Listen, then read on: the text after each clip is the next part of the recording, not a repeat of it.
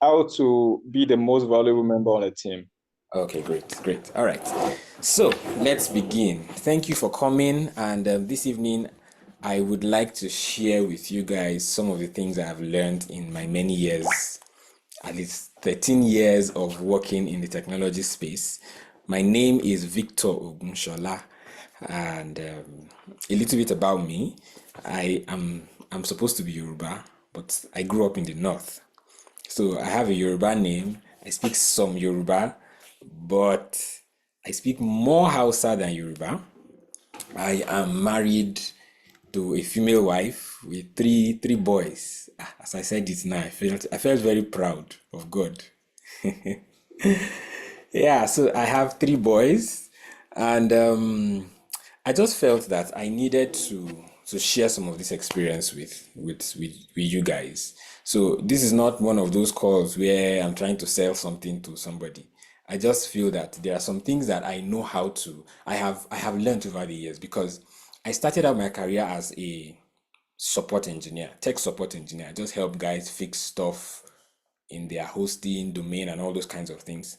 And then I started coding, and then I became a software engineer, and then I migrated to become is someone saying something? Okay, let me mute. All right. I later became a software engineer. Later on, I had to learn a few more skills to become a DevOps engineer.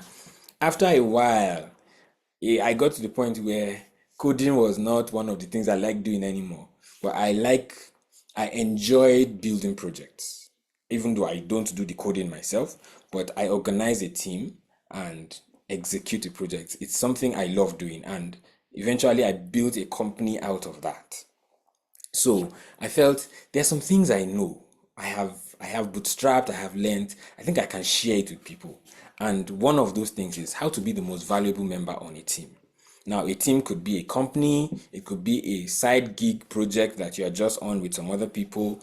It could also be a full blown project that you are a part of. And there are things that you could do to be the most valuable person on that team. And that's what I want to share with you today. So let's dive deep into it. This is already 7:14. Other people will join us on the way or they will watch the recording later on. Okay, I have this fairly used bag. Who wants it? So if you're interested, you can signify by typing in the chat. It's a fairly used bag, if you are in Jos, this is in Terminus. You go to buy this stuff, and they have been used small. Okay, so I can't. I need. How do I get to see the charts now? This Zoom thing. Okay, all right. I think I can see the charts now. I actually want to see. Interesting. Nobody is interested in this my bag. Okay, no problem.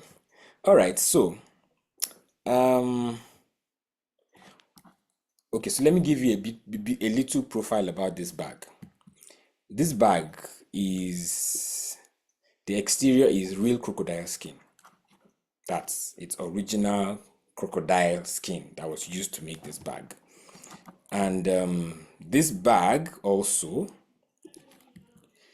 the interior of the bag is made of lamb skin from France. Um, Actually, this bag is worth $24,000. In fact, as a matter of fact, there is a store where you can actually sell this bag for 20. Okay, I don't know if my picture is showing very clearly, but if you can see my screen, the bag is on a store, and the amount there is actually $24,000. So I ask again, who wants this bag? I want it. Uh-uh. Initially, you did not want it to. So if you want it, you can drop in the chat. In fact, it's funny because not even one person said they want this my bag. It's if we had ladies here, if we had ladies here, who can tell me this logo, this H logo that is on the bag? Who knows what brand that logo is? Aha, Hermes, see somebody that knows their onions. Okay, yes. So these guys, they make luxury bags and even bag that somebody has used and you bring it, they can sell it for even more expensive than it was when it was new. That's how they do stuff. So like I said, this pattern you are seeing on the bag is not made in the factory. It's actually real crocodile skin that was used. So those patterns are crocodile skin pattern on top. Anyways, the reason why I decided to show you this is because in the world that we live in, impressions are real. The world is a world of impressions. Everything about the world is impression that makes the world go around.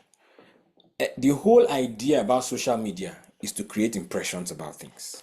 So if if I have a thing and I can successfully change the impression of people about that thing, then I can change the value of that thing.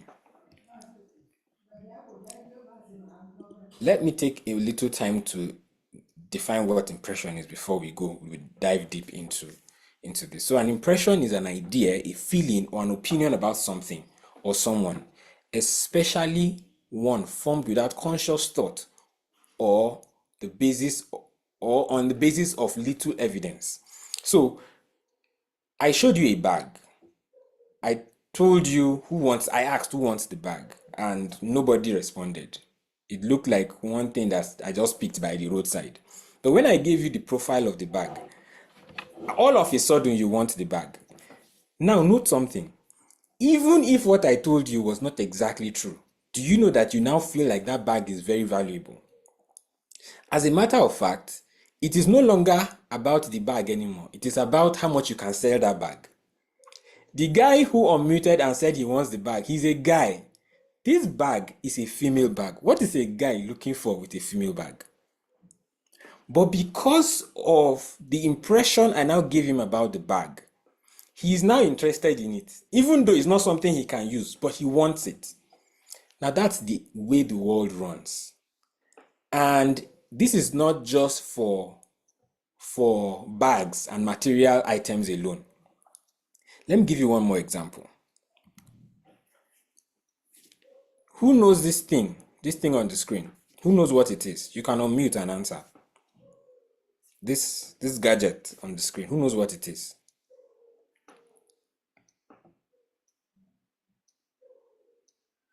Knife to cut bread. Give bread. Yeah.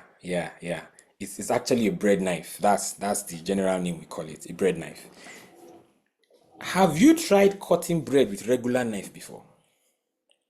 It's very frustrating, especially if the bread is soft. Regular knife will frustrate you. But at first glance, if you look at this knife, you would almost wonder, what could I possibly do with this knife? Have you noticed that bread knives are not even so sharp? They are the teeth, there's a way they do the teeth. It's curved like that, and then it's not so sharp. It's not something that you will pick and say you want to, but it comes as a shape of a knife.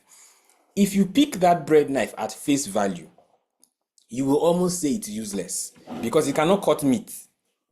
They are usually not so sharp.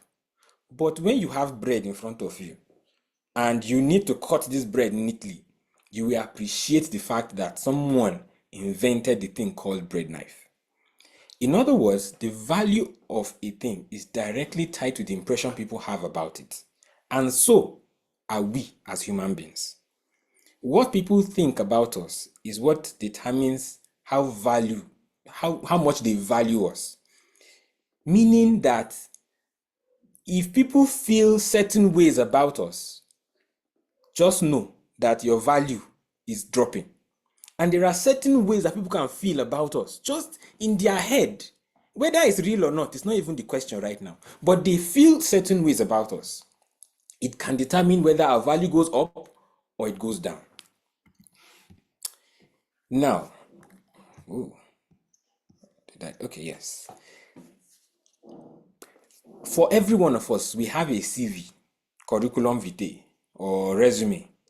And that curriculum vitae is what they use to hire you, or your years of experience. Maybe if you are looking for a job, you go and then you submit that document, and then they look at it, and they use that to scale you and say, okay, this is where you fall. So they use that document to put you on a particular place, and then they employ you. And then in your mind, many times we think that because we have a CV that is good, we think that our value, the value that we had in their eyes when they employed us, is still the same throughout the years that we'll be working there. I am pleased to announce to you that if you keep doing and you maintain the status quo, your value does not maintain the status quo. Your value drops. This is what I mean. You are good at this point. This is where you are. This is how good you are. And then they employed you and you stayed this good for the first year, the second year, the third year, the fourth year. Trust me, at this point, this good that you are, if your value was here at the and in the first year, by the fourth year, your value is here. Even though your efficiency and how good you were, how skilled you were, stayed here, but as time went on, your value kept dropping. My point here is your value and your skill level, they are not the same. They don't go parallel. For your value to be maintained, your skill has to go up. Your efficiency has to go up. Everything about you, as a matter of fact, has to go up for your value to remain up. And that is why, by the time I start running through some of the things, I have 7 things that I intend to show you guys on how to stay as the most valuable person on any team. 7 things. You will discover that most of them, in fact, none of them, as a matter of fact, has anything to do directly with your skill. It is all those things that are supporting your skill level. Anyways, let's go ahead. Value fades. Value, it fades. We remember when we used to be broke, we were not very wealthy. I'm assuming everybody here has money. So when you go to the market, you buy good clothes now. But there used to be a time when you buy clothes that when you wash it once, you wash it twice, you wash it the third time, yourself, you not want to wear it to some kinds of places because the cloth would have started diminishing in return. That is how our value is. It fades.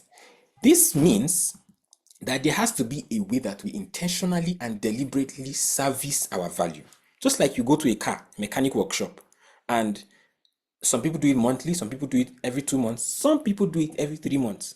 You go and then you tell them, service my car. They will check a few things. They will change the engine oil. They will check the legs of the tire, front and back. Sometimes they will change some tiny things here and there. Occasionally they change your brake pads. If you have used the car, you know that there are some things you should do regularly. Now, if you don't do those things regularly, you decide that you will keep running this car because the car is moving. As long as it's moving, we keep running, we keep rolling. Eventually, something will happen. And when you now have to spend to fix that thing that happened, maybe you'll be spending times 4, times 5 of what you would have spent if you had just continually kept on servicing your vehicle. That is how our value is. Wherever you find yourself, that is how your value is. In fact, this is not just about a team. Even as husband and wife, if you're married, the value has to keep being serviced. I know married people, if you are a man and you are married, you know this fact, you know this by default. You just keep doing the basic things, your value will keep dropping. There's this example I always give my wife. When we just started to get to know each other, I will just buy her one tiny gift and come. And oh, she will be everywhere. She'll be very happy. Today, in 2025, if I buy that gift, she'll say thank you and move on. And if you are married, you know that what I am saying is the truth. You have to do something bigger. As the years keep passing, your creativity has to keep growing as a married person to maintain the value that you hold as the head of the home, as the husband, in fact, including the wife. You can't be cooking the same food the first year, second year, third year, fourth year. Your cooking skills needs to improve. That is how your value stays as it is. Because at some point, we in the house will get tired of the food.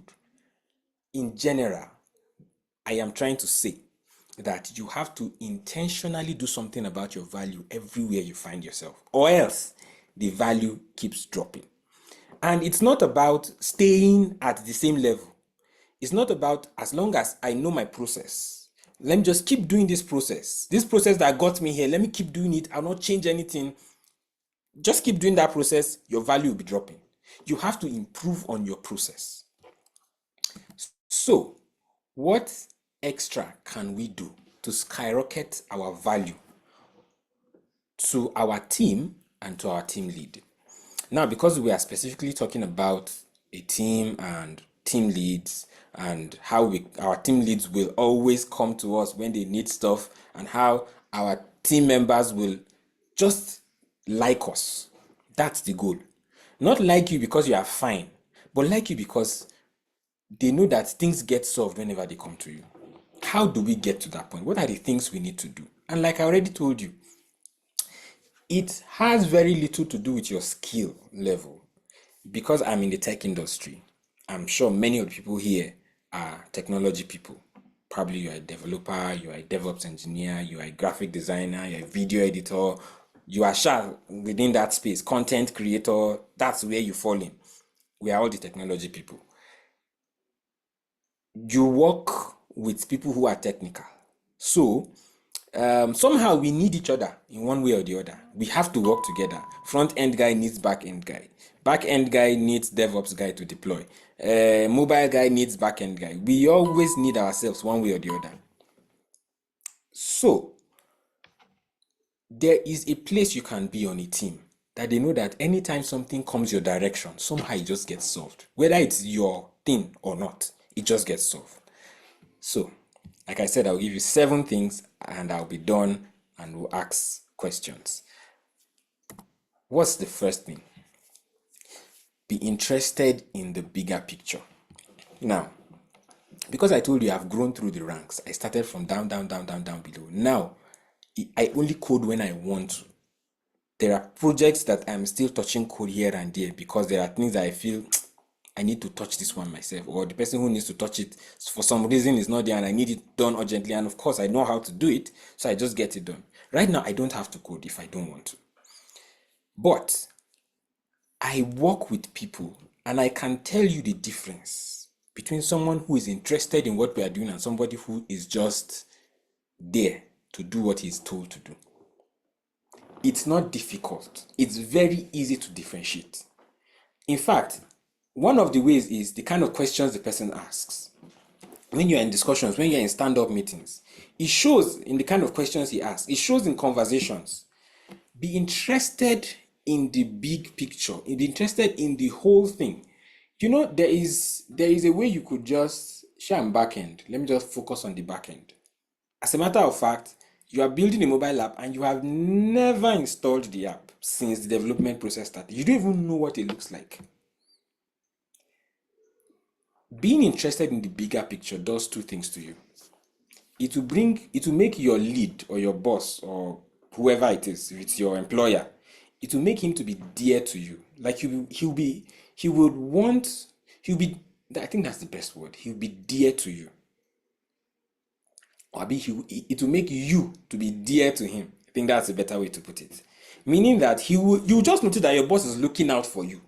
Even when you make mistakes, he will overlook you sometimes because he feels you are someone who is concerned about what he is concerned about. Secondly, frankly, it will make you more efficient and effective at your work.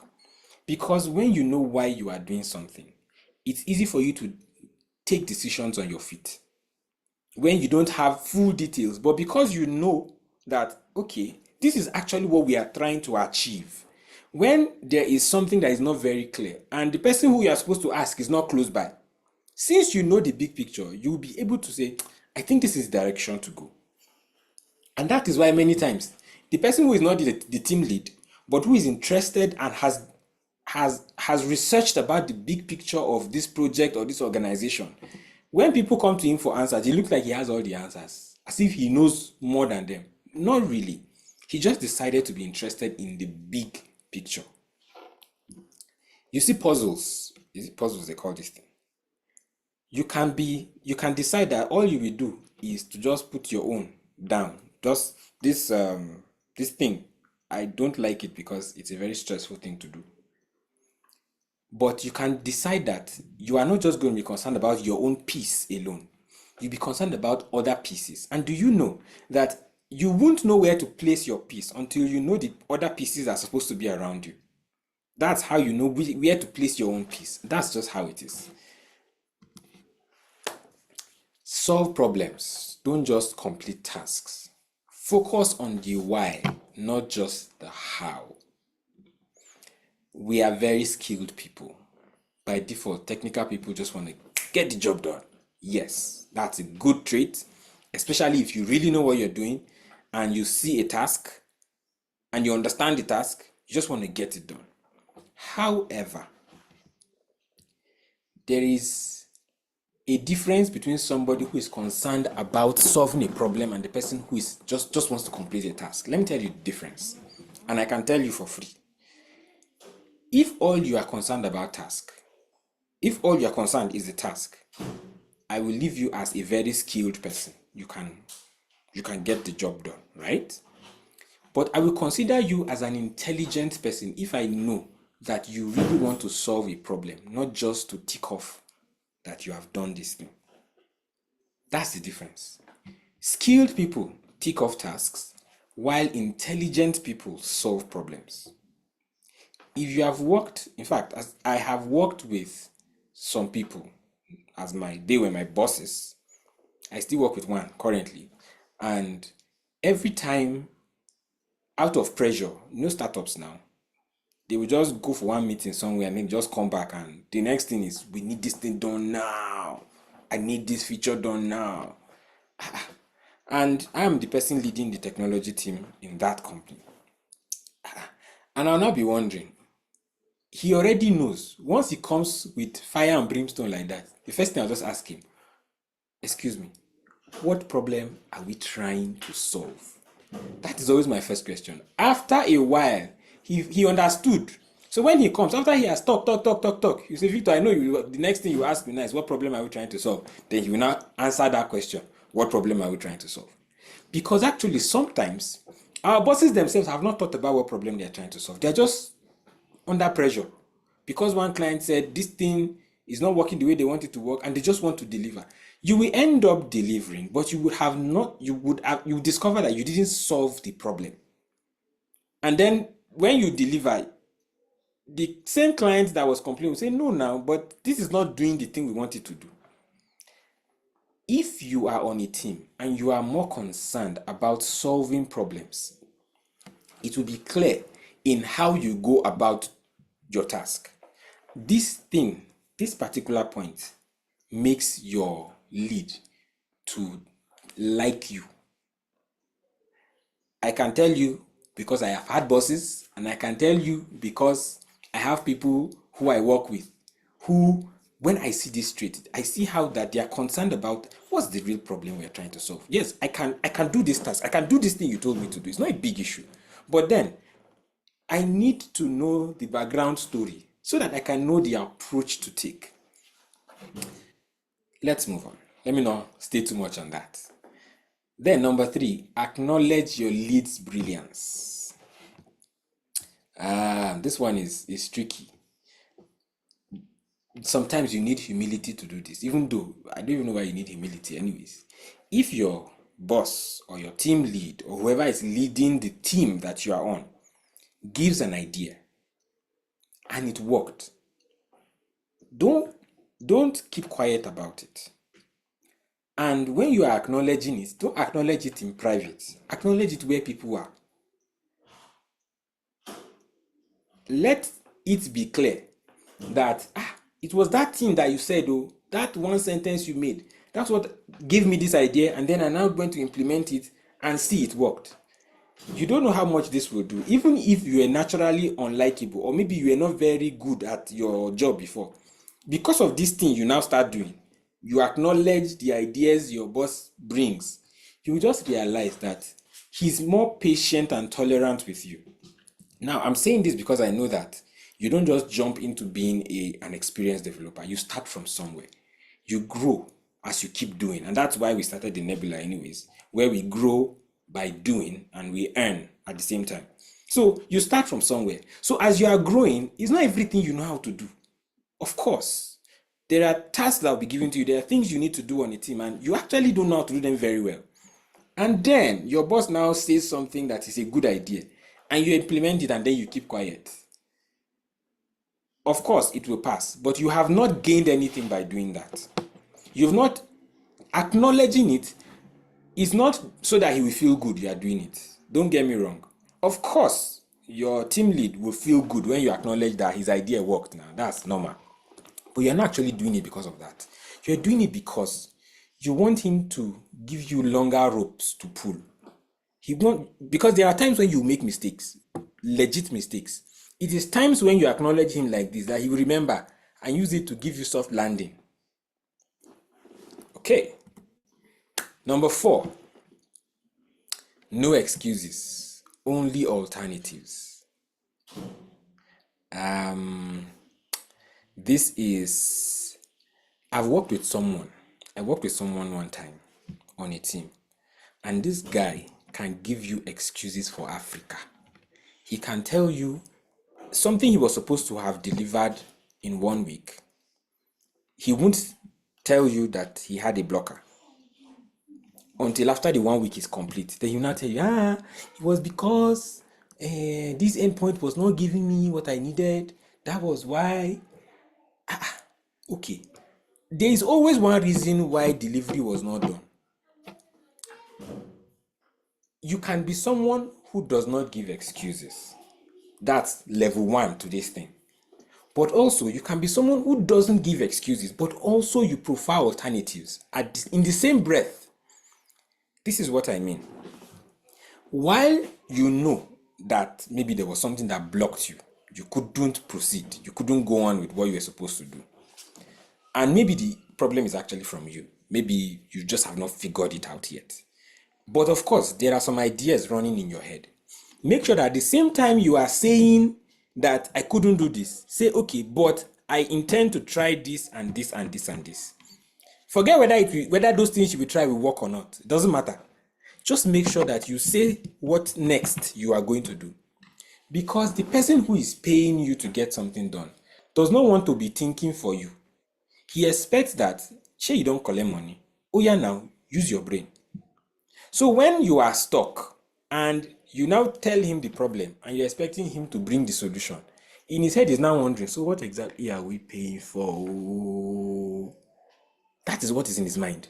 Of course, he may not even think it like that, but somewhere behind his mind, he's now wondering, I wish I had someone else who will solve this problem. So while you are not giving excuses, you are only stating that, okay, I was not able to complete this because of this. However, I am yet to try this and try this and try this. Or you can say, okay, I have tried this, it didn't work. I have tried this, it didn't work. Let there be that part that shows that you actually tried to solve this problem. Now, even if the alternatives or the workaround that you brought out does not work, that has already given your team lead the impression that you are someone who is solution oriented. And that can give you plenty points before your lead. Okay, let's proceed. Point number 5, go the extra mile. It does not stop there. then mention it. So, you know, I already mentioned earlier that if your skill level is here and your value is here, after a while, value starts going down if this does not go up. So, this needs to go up for this to stay. And as this, the faster that your skill or your whatever else that you have keeps going up, the faster your value also goes with it. One of the things you can do is to always go the extra mile. Always go the extra mile. Now, it's not every time you can go an extra mile, really. I must say. There are times when you can't do extra for whatever reason. There was no time, there was But whenever you do slightly above what you were expected to do, ladies and gentlemen, don't keep quiet about it. Say it. And here is my own model for how you say it. While you are talking, maybe it's in your daily stand up. Oh, okay. So I noticed that this and that and that and that. So I did this and that and that and that. That's after you have done the basic. Don't go and be doing the extra when the basic has not yet been done. After you've done the basic and you know that there was something extra you did that was not in the specification, but you know that it was a good thing to do. You now say, okay, so I noticed that this, you state what you noticed, and then because of that, you did this. That's a good way to say that you went an extra mile. You don't have to say, I went an extra mile. Just nicely put it so that it will score points for you. It is important who likes you anywhere you go. I think I should have said this from the beginning. It is very important who likes you. And if your lead is a person who likes you, you are in a good spot. Then, when your teammates also like you, you are in a very good spot. Because whenever you go the extra mile, it doesn't just affect the lead alone, it affects the whole company, it affects the whole project. And everybody is better for it. Imagine you're a back-end developer and you created an endpoint, but when you saw the UI design, you realized that they will need this filter on this endpoint. They will need to be able to pass this particular parameter so that it will filter the response. And then you went an extra mile to do it, even though it was not part of what you were supposed to do. When you are presenting what you have done, don't forget to mention that, okay, so I noticed that in the UI design, there was this drop down field that I used this filter, so I added this filter. That's how you become valuable. Let it be clear. Let them know. Because if you keep it to yourself, you have not scored any point by keeping it to yourself. It doesn't do you any good. And every action we take in life should show the value that we have. All right, to the sixth point, contribute to the work of others. We usually have shared responsibilities on a team, and everybody know what they're expected to do, and people are getting things done. And in a really healthy team, everybody is complementing each other. What I do helps what you do, and that's how it goes. But there are times when you are in a meeting and someone is stuck, and maybe in one previous project you guys implemented something in a certain way, and you know that this idea will help this person. Don't keep it to yourself. Contribute. In our own technology space, I'm not saying go and write the code for the person, but you could tell him, have you tried this? And a caveat here, how you say it matters. How you say it matters. Now, you can't go and say, I'm thinking of a very, very bad way to contribute to someone else's work. Okay, this way you did it cannot work. It can't work like that. You just breed enemies. Even if you have a better solution, you don't come by saying, no, this will not work. This is the one that will work. No. One good way to say it is, have you tried this? Or don't even tell him to try it. Just narrate a story. I was on this other project, and we had this kind of scenario, and then this was what we tried. Just stop there. You didn't tell him to try it. You just said your own story. But somehow in his subconscious mind, he knows that you helped him out. That is where you want to be. In a place where everybody feels this guy has solution. Both your teammates and your lead, they feel that you have solution. Okay, and to the seventh and to the last, never stop growing. Now, this is for you to be able to stay valuable. Never stop growing. Keep growing. And how do you grow? Keep learning. Never stop learning. Learn a little bit about everything. Then focus on the things you really want to learn. If you are very close to me, you know that right now, that's where I am. I lead so many teams, different kinds of developers with different ways of working, with different skills, different stack, different kinds of code. At this point, where I am right now in my career is I want to learn a bit about what everybody is doing. I cannot learn everything. I cannot be good at Nest.js, Express.js, Laravel, Vue. I cannot. But let me know a bit, enough to be able to have a proper conversation with you. So that when you are telling me what you are doing, I understand what you are saying. That is the place I am right now. And I am trying my best. It's really, really demanding, but I know I'll be better for it. And every week I try. At this point, I hope I've been able to convince you that there are specific things you can do as a person on any team that gets you to a point where people see you as the problem solver, the solution finder. And try this and come back in the next 1 month. You'll be amazed where you will be. If you are in an organization where they do promotions, maybe they promote regularly, or not even regularly, they promote people who are doing well. You would don't upgrade your skill.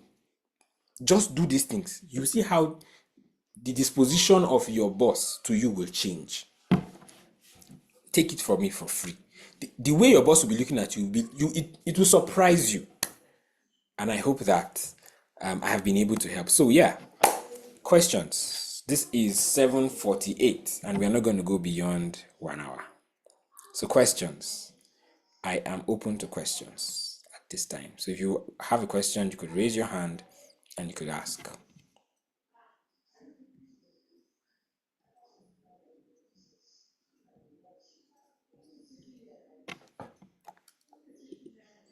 Okay. All right, no questions. Okay, I can see two hands. Okay, so I'll start with Kufre Abasi. Basi. Yes, let's start with you.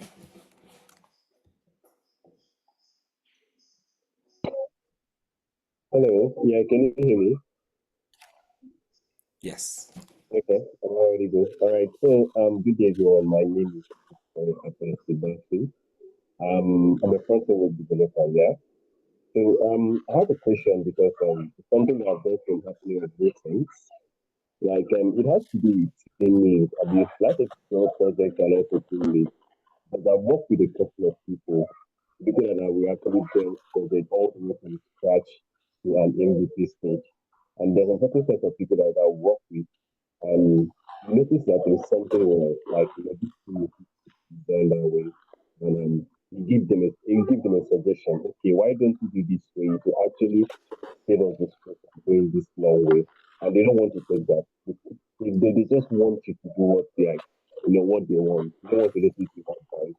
And at the end, they'll get stuck there, and they'll still like bring you back to the whole thing, like something that they were just saved you the stress right from the beginning when you saw like we saw the whole thing before it happens. What did you do this scenario? Like I mean, you know this thing. Maybe you have an experience building this particular project, and you are giving them maybe a suggestion that okay, why don't you do it this way? Because you have actually worked on something like this, and they still don't want to take your advice. They only come back maybe once the whole thing stops, and you still end up being the same person doing the same thing. How do you deal with them? Because I've dealt with so many people that to the extent that I had to leave the problem. There was no point of me staying there. They keep taking me back out. I know, yes, I was getting paid, but as much as I'm getting paid, like, contribute to a project. My main aim of getting projects is not about, okay, yeah, I get paid. I love to see my project out there. But when it comes to that thing that they just put you in the that, they're not really taking advice and something that would have been done and, everybody just follows and we are happy and push things together for everything. How do you deal with those kind of people? That's just my question. I don't believe I'm asking you much. Okay. Okay. So I was struggling to hear. I don't know if it's your earphone, but I think I got the question. It's like the bars is plenty. I don't know if it's just me, but I think but anyways, I think I got the question. The question was people who you try to tell them, okay, try do this, and then they don't do it, and then things now spoil for everybody. How do you deal with people like that? Did I get the question right? Yeah, yeah, you get the question. Okay. So there are people who are called difficult people. That's their characteristic. They are difficult people. Yes. However, for every difficult person, there is a way to soften them. I have I have learned that there are people that are really, really difficult, but sometimes you just have not figured out what it is that you need to soften them. Now, let me say this. First, how you told them what to do matters. And I think I mentioned it earlier. That time you were trying to suggest something to them, how you said it could have been a major factor in why they didn't do it. My suggestion for that is don't outrightly say it as if you are telling them what to do. Say it as if you are either narrating a story or you are just throwing out a general observation. Sometimes you may even need to codedly say it as if it's not them you are talking to. People generally want to take credit for things. So, if they have an inclination that if they implement this thing the way you said it, people will think it was your idea they used. So, because of that, Yoruba people call it agidi. They will just choose not to do it. Sometimes they even know that this is the best way to handle this thing. But because they now feel that their ego is on the line, they will just decide not to do it. So, to make them feel as if it was their own idea, you can when you are saying it, drive the conversation in a way that it will come from them. There is a way I do this with people. I ask questions instead. Instead of saying what I want to say, I will ask questions that will lead them to give the answer. I'm sure that this is something you can get creative with. Secret service people use this a lot. They are trying to get you to understand that what you have done is wrong. They won't tell you what you did is wrong. They will just keep asking you questions until you by yourself you will figure out that I don't fuck up. So there are ways you can drive conversations in meetings that would get them to realize what you are saying without you saying it outrightly. This, and I think if you try that, you might get a better response from them. Okay, I hope that helped. Mr. Abari, yes, Um, Good evening, everyone. Can you hear me? yes, I can hear you. And thank you for this interaction. The session was a rich one, though I actually joined very late. My apologies for that. No problem. And from what I have heard, it seems the pretext here is talking about a team that is IT oriented.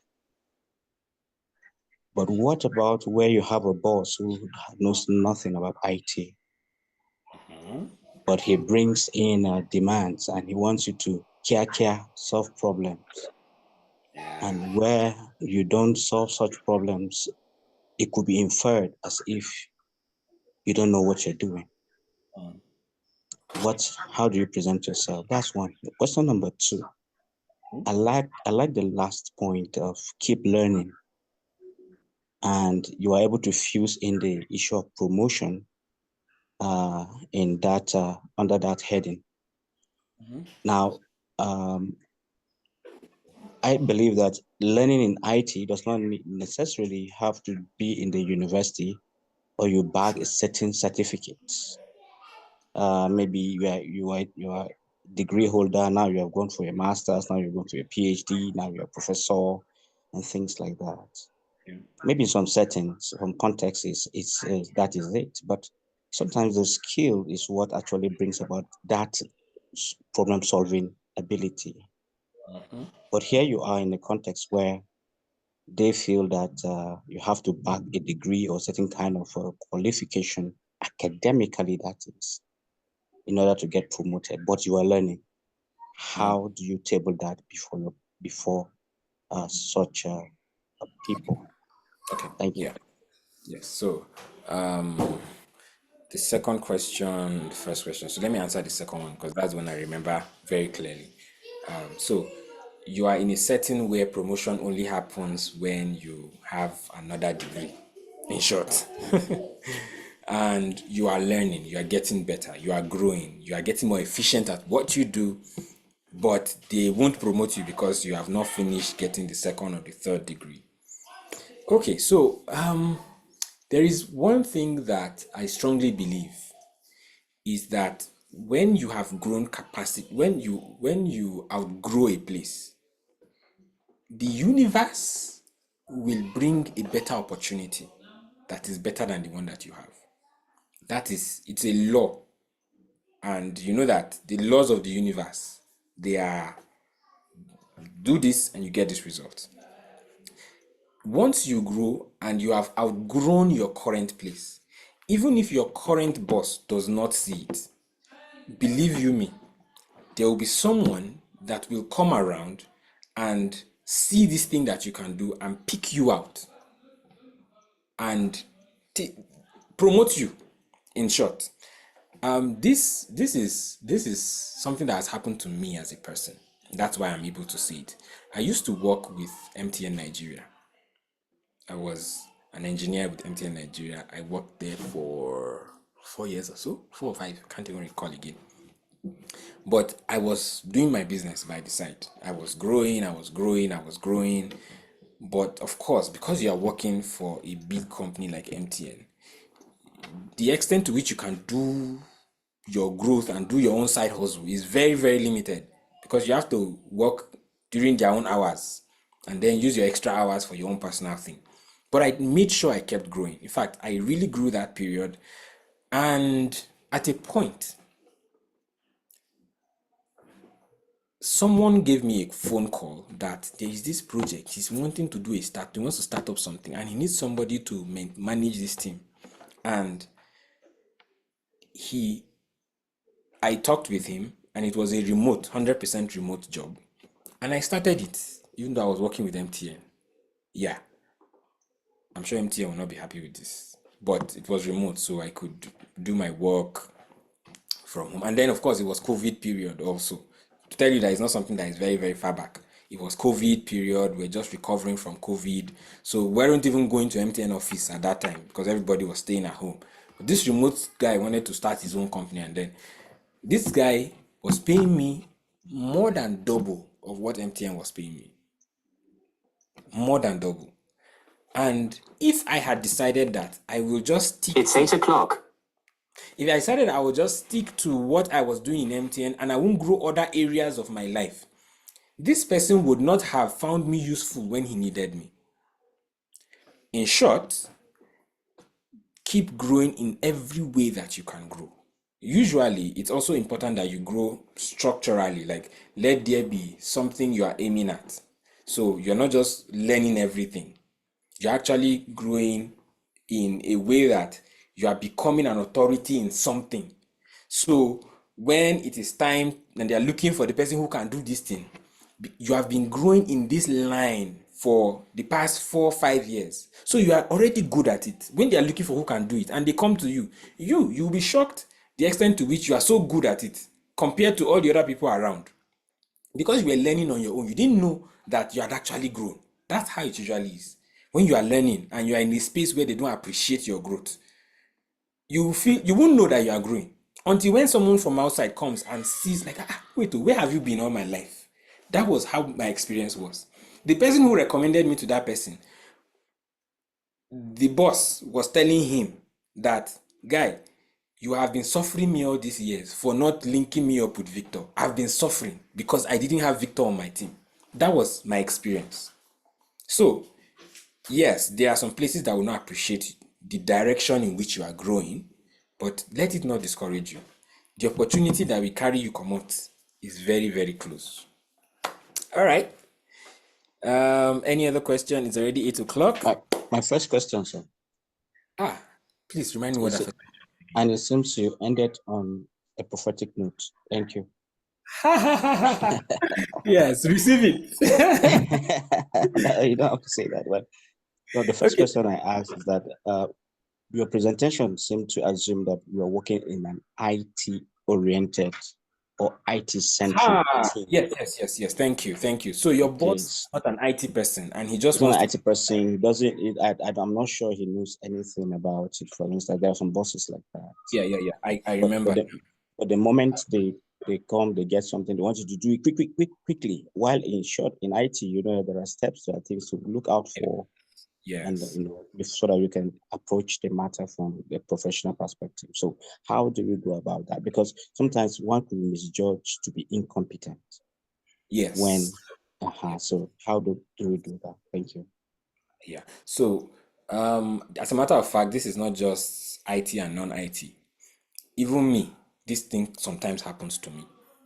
If I get someone to work on something and it's a place that I'm not very familiar with, sometimes I make demands that are unreasonable. It has happened to me not too long ago. Like, I expect him to get it done in 2 days when it's something that should actually be gotten done in 5 days. But because I don't really know that space so much, I make unreasonable demands. So yeah, it happens. Even within the tech, it still happens. Now you are not the boss, so I can't advise you as the boss. If you were the boss now, I would say, try and go and be learning a little bit about what you are doing, about every area of what you are doing, which is where I am right now. But you are the person who they are demanding something from. What advice can I give you? Because this is a very, very tricky one. Um, so here is the thing. There was one of the points that I gave. Let me look for it. Yes, this is it. No excuses, only alternatives. So when you are giving an unrealistic demand and you know that this thing does not make sense, it depends. Sometimes they may be wanting you to do something within a very short period of time, or sometimes what they're even asking you to do, this is not the solution to the problem, but they just insist on doing that. Try not to give excuses. That's the first. Then, if you can, provide alternatives for them. Try to provide alternatives even before you start to do what they say you should do. Now, sometimes you could be wrong also. Sometimes it happens where they have taught it in their own wisdom, and it turns out that their way would work too. And maybe your own way will work too, but you feel you are the one who knows this thing, so you decide that you don't. Trying to insist on doing it your own way would cause problems, but you can give them options. Give them options. This one would require serious wisdom because some bosses don't care; they just want it to be done their own way. After a while, after a while of working in a place like that, you might come to the conclusion that you are in a wrong place of work. Yeah, that's a conclusion you will gradually get to. And this also means the fact that this is happening also means that you are actually growing. Now, you might need to also learn how to lead your boss. There are books. I can't recall anyone now, but if you are on the Nebula lounge, I can drop one of those books. It's a leadership book. Can't recall the name. It's a leadership book that teaches you how to lead horizontally and vertically. So you're not just leading those below, you're leading those above, you're leading those left and right. It's how to be strategic about even when your boss is not the person he's not understanding things in quotes, but you are able to frame his thoughts in a certain way such that eventually you are able to work together well. It's you leading your boss. He is your boss, but you are the one leading him because you are he doesn't even know that you are doing that, but gradually it is the things you want to get done that eventually get done because of how you, with the use of with wisdom, guide him, and he doesn't even know. So yes, those are things that's one thing you can do. And remember, I mentioned that there are ways you can tell people to do something without telling them to do it. You could try by asking questions around that thing until they themselves answer the question and they now see that this thing won't work because you asked the right questions. I hope that helped. Okay, this is 807. We are notorious for thank you. We are notorious for insisting that we want to close by 8, and this is 8 o'clock. So thank you guys, and I really appreciate everyone that was able to make out time to come for this session. If you still have questions, you can drop them on the Nebula Lounge, and if you are not on the lounge, you should go to the Nebula. You should go to www.thenebula.tech and join the Nebula, and when you're done registering, it will take you to a page where you see the link to join the the community. And if you want to know what the Nebula does, we are a workspace, 100% virtual, and what we do is that we grow by doing, we learn by doing, and at the same time we earn. If you are here and if you're in this place and at one point in time you saw any alert and it was Nebula that sent it to you, I want to see emojis. If at any point in time within the past 3-4 months you receive alert from the Nebula because of something you did, I want to see emojis. Okay, yeah, any kind of emoji is fine. Okay, great. So yeah, there are quite a lot. I can see plenty. If you receive alert and I did not see emoji, your next alert will be blocked. MTN will block it. All right. So thank you guys and enjoy the